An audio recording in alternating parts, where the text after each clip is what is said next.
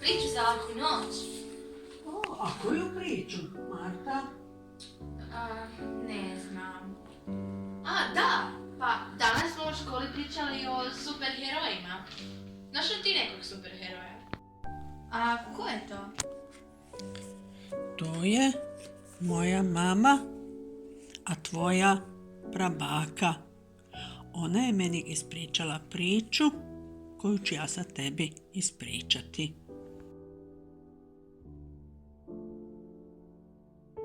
Priča je vezana za događaj iz Drugog svjetskog rata u Sarajevu, dakle u vrijeme kada su mnogi ljudi pokazali svoja neljudska lica, ali i mnogi dobri ljudi koji su ugrožavali svoj život i živote svoje obitelji kako bi nekoga spasili.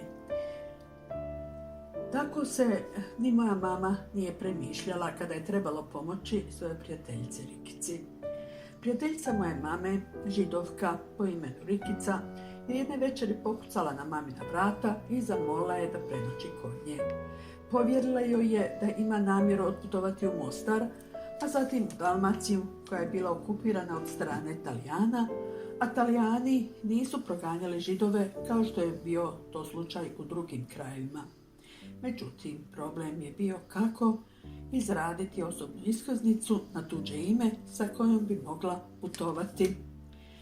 Mama je Rikicu u svom stanu sakrivala nekoliko dana, bojeći se da je netko od susjeda ne otkrije, a ona je u međuvremenu pribavila sve što je bilo potrebno za falsificiranje osobne iskaznice.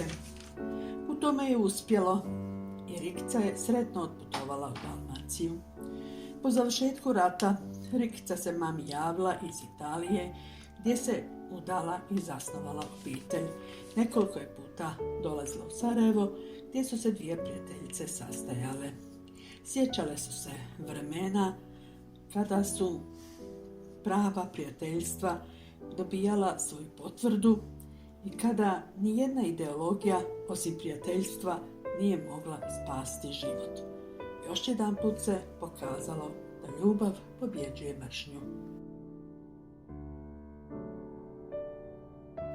Sljedeće jutro kad sam se probudila, razmišljala sam o priči koja mi je baka ispričala.